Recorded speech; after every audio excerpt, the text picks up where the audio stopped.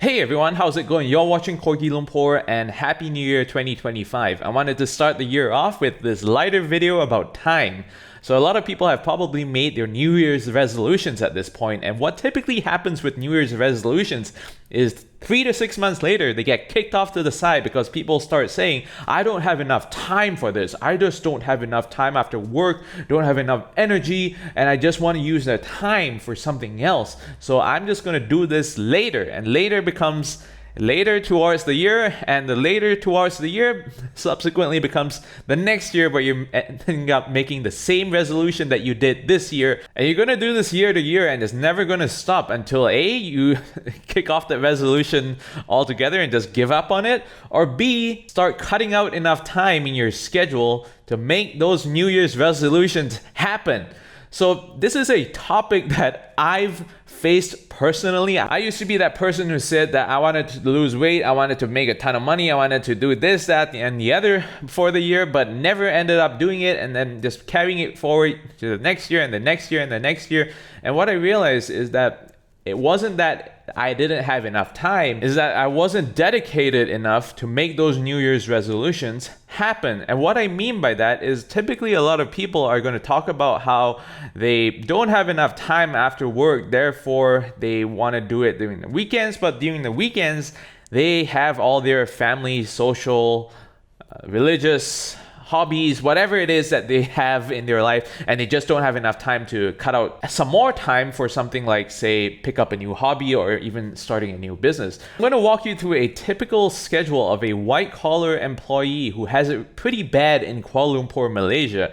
This example is going to be relevant wherever you live, but I'm using Kuala Lumpur because KL has one of the worst traffic situations that's highly competitive with LA rush hour traffic, and it typically takes somewhere between 1 hour if you're lucky to 2 to 3 hours to get to and from work, no matter where you live and no matter where you work. I've known people with a 5-mile, 8-kilometer commute from Mutiara Damansara, if you know where that is, to SS2, and it used to take them 1.5 hours to get back from work every single day. And this was over 10 years ago. I think it's probably gotten a lot worse. So this is an excuse that people use, where I have a long commute to work, I have long hours at work, so therefore I don't have enough time to accomplish all of these different things. So it's kind of ridiculous that you're telling me to start a business when I don't even have time to think of what business to start, let alone to even start and run that business, okay? So this example person is actually based off several people that I know in real life who do have it that bad in terms of commute time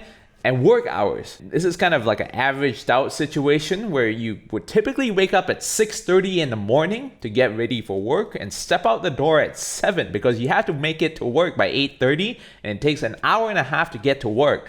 At 8:30 you reach your workplace, and it's one of those slave driver places where the boss is watching you all the time, they're questioning whenever you leave your seat, and you have to return to the office 5 days a week. So there's no escaping the office, there's no escaping the commute. You have to do this every single day. So 8:30 in the morning, you're at the office and you don't have enough time, which is another excuse that I'll talk about later in this video. You don't have enough time until you finish work, which is somewhere between 7 to 8 p.m. every single day. And then it takes another 2 hours or so for you to eat your dinner and also make your way back home. And then it's 9 o'clock, 9:30 by the time you have your shower. And what happens with most people is there's this mysterious block of time from 9:30 typically until midnight, sometimes even 1 a.m. as I've heard from a lot of people, 2 a.m. sometimes on a weekday night. People are staying up that late when they have to be awake the next morning at 6:30 to repeat this entire cycle all over again.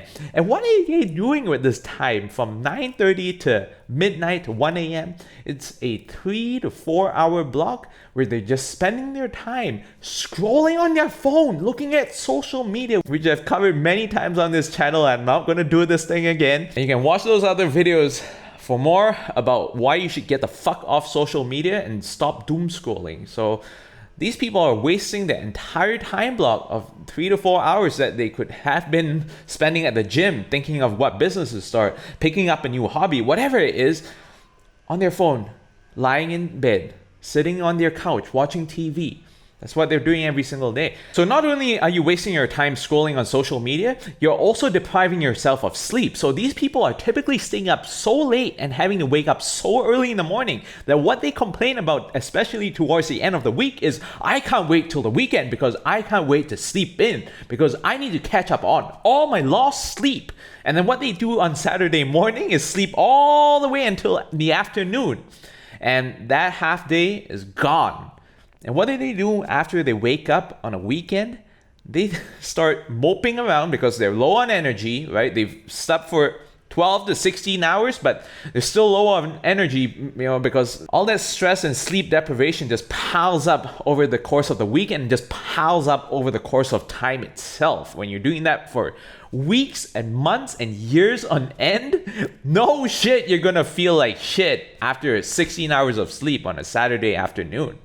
So they're going to waste that entire afternoon, and come nighttime, maybe it's time to go out with friends, maybe it's time to meet family, whatever it is, and that whole day is gone. Sunday is a similar repetition of Saturday where they're wanting to catch up on sleep, they've wasted the entire morning, and now it's time for the afternoon where it's time to go out for more social activities, and there's no time left to conduct whatever it is that you promised yourself as your New Year's resolution. So I've talked about the problem, and now I'm going to tell you the solution. The first thing is obviously to stop doom scrolling, stop watching Netflix, stop using your time on all this brain rot that delivers zero value to your life, and start doing the things that you've promised yourself that will actually bring you positive gains throughout this year, throughout the rest of your life. And the second thing that you need to do is reallocate that 3 to 4 hours of your time for something else. And I'm not forcing you to do something productive during this time, because a lot of people are going to say, I'm so tired from work the entire day. Imagine my 12 hours at the office and my 4-hour commute.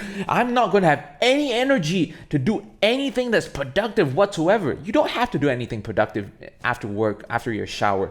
You can do something for an hour. You can even doom scroll your social media in the hour. I'm actually letting you do that. But provided you get to bed by 10:30 at night or whatever time it is, in order for you to get a solid 8 hours of sleep. Because what that's going to do for you is you're going to wake up the next day and you're not going to feel like shit. And when you don't wake up feeling like shit the next day, that doesn't get carried forward to the weekend where you're going to have to spend that time recovering and catching up on your sleep. You're not going to have to do that anymore. So what can you do with that weekend now is actually spend time doing those productive things. And if you have all your family and friends and social activities and whatever it is that you need to do, what you need to do is cut out one of those 2 days in the weekend and dedicate that day for all your leisurely things. And the other day now is reserved for whatever it is productivity. You have 12 to 14 to 16 hours on that weekend day to carry out whatever it is that you wanted to fulfill, pick up a new hobby, think of a business idea to start, carry out plans to create that side hustle that you've always wanted to do.